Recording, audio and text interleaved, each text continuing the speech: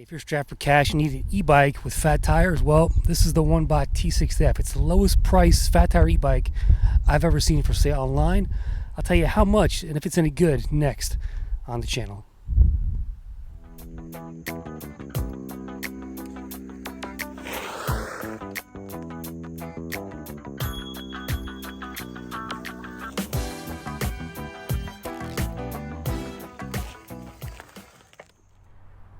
Okay, so here's the Onebot. It's actually not a bad looking e-bike for being the price that it is, and I'll tell you that in a few minutes. So keep watching here, but be sure to hit that like and subscribe button if you're looking for more e-bike content. This summer we got more e-bikes coming. Rides, reviews, fun, accessories on the Crisscross channel for sure. It's got a nice little T-shaped handlebar system there, very scooter-like, if you will. And I think this will appeal to the budget conscious e-bike rider out there who wants fat tires, but doesn't like the other options that are for sale at that price. Now, that price comes with a caveat, and that's basically because of the motor. So the motor on this is only a 350 watt motor back here. Rear hub motor sitting on those nice mag wheels. That's probably one of the biggest selling points of this e-bike are the mag wheels.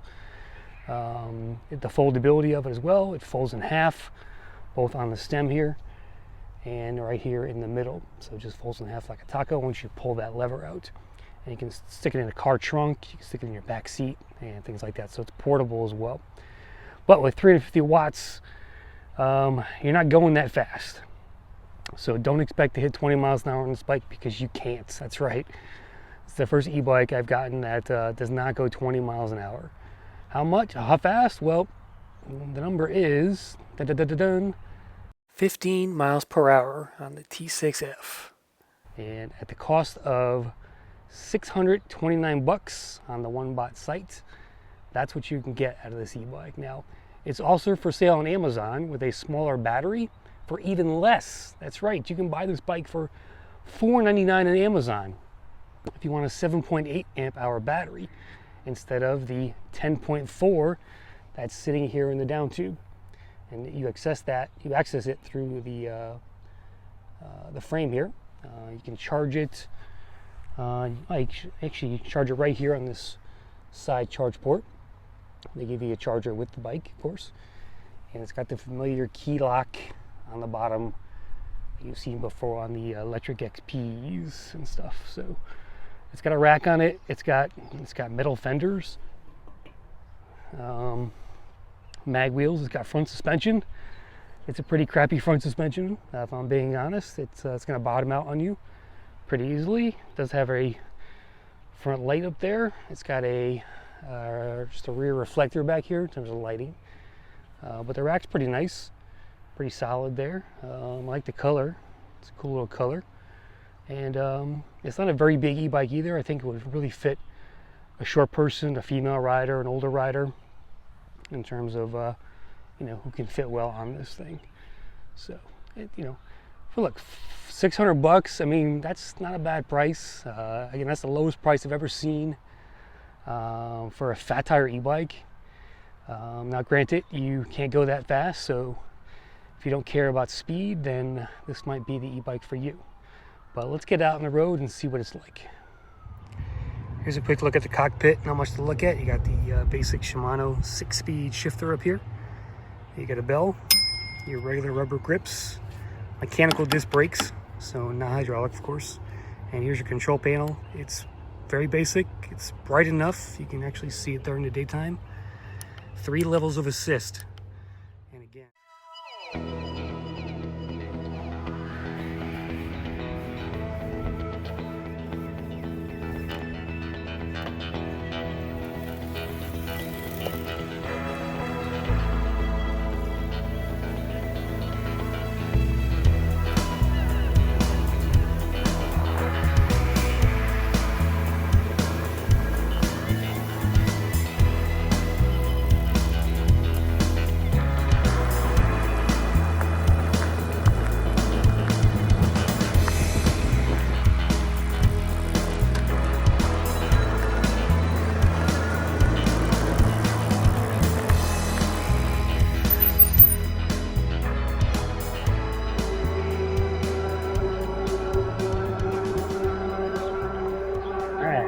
my slowest e-bike ever, the Onebot.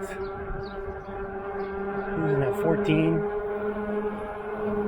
15, downhill here. Let's go do a speed check, if you call it that. Not a very fast bike. And I already told you the top speed. So, let's see how it is crossing the street here with the throttle. You know, it's got decent pickup for a 350 watt. Some people won't want to go over 13 miles an hour. That's not me, but to each his own. Every e-bike rider is different, of course.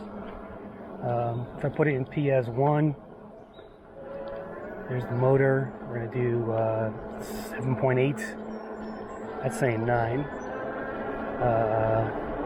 10.7 on PS2. And the third level, PS3. Alright, so although GPS is saying 15, that's saying 13.4. So if the GPS is correct, then that's better than 13.5. So it might be slightly off on the tire diameter, maybe. This bike is not unlockable, so you can't go in there and change the settings. It's 629 for a reason, because they keep the speed down. If you want to go faster, you got to buy a higher price point. So we'll do a quick speed run here. Let's just double check that again. Yeah, the motor cuts off right at 13.7 now, or 5. And again, the GPS still says 15, so I guess it does a 15 mile an hour top speed. It's off by 1.5 miles there on the display. You can see that. So you need to tweak that in the settings there, guys, if you're a Onebot. You know, I was pretty skeptical of a low-cost e-bike like this, but it works. I mean, there's zero fancy about this bike. But it does as advertised. It's got a 10 amp hour battery, so paired with a 350 watt motor, you should get like 30 miles out of that, probably, in my estimation. Let's go do a hill test and see how it does.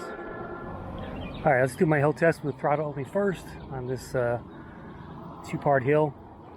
Throttle only, we're doing 4 miles an hour. We're up to 5, 6, 5.4 on here. Now it's starting to slow down as we hit the steeper angles.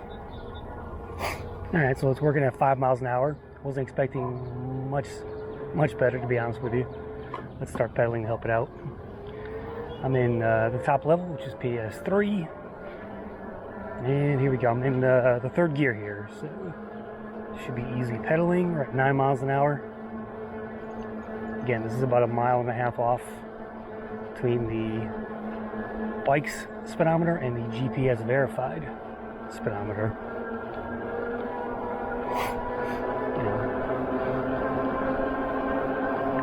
It kind of feels like a 500 watt. I'm sure it peaks around 600 watts at least. So, yeah, we're doing 11 miles an hour. We're coming up to the steeper part of the hill. So, right, this white mailbox basically is where it starts to get steep. This is like a 10% grade or 9%, I forget. All right, we're doing 9 miles an hour. 8.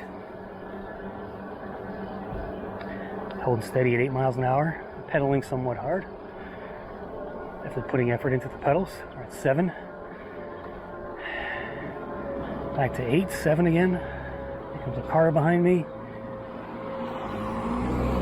7 miles an hour. Oh, there's 6. Briefly hit 6 there for a minute. So, I'll round it off. I'll call it 7 miles an hour up the hill for a 350 watt motor. That's it's okay. It's decent. It's gets up the hill, and it shouldn't have much trouble on small to moderate hills as you're riding. So let's try a little downhill circuit test and test out the brakes. All right, here we go, coasting. Keep an eye on the speedometer. Let's see if we can hit 30 miles an hour downhill coasting. There's 20.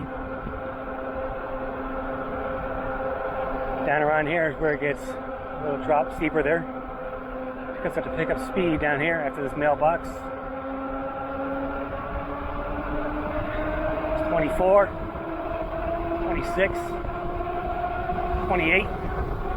There's 30, 31. Yeah.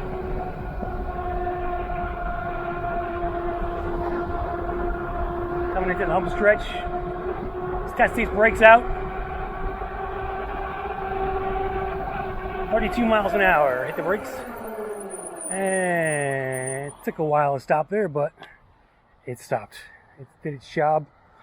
Just got to stop a little quicker. You know, this isn't a stop short e-bike. You got to hit those levers a little bit faster than anything with hydraulic brakes, so keep that in mind.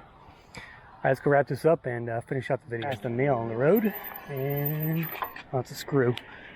Let's pick this up. Hopefully no cars get into it. All right, so there's your Onebot T6F low-cost e-bike. So again, happy to report that it goes to 15 miles an hour, not 13.4 as I originally thought. After putting the speedometer on there and verifying it through GPS. So for $629, I mean, yeah, that's a good value, I would think, right? Yes, it's a cheap e-bike, but that's what you expect going into this when you buy something like this online, right? You can certainly upgrade some of the stuff on here, like the brake calipers, maybe the handlebar set, and the seat post, things like that, to make it a better e-bike. But I mean, I can't knock it for $629. I mean, it does as advertised, and it's a good looking e-bike too. I like the mag rims. They're pretty slick looking. The front shock sucks, of course. It bottoms out pretty easily. But again, yeah, it's what you expect with a low-cost e-bike like this.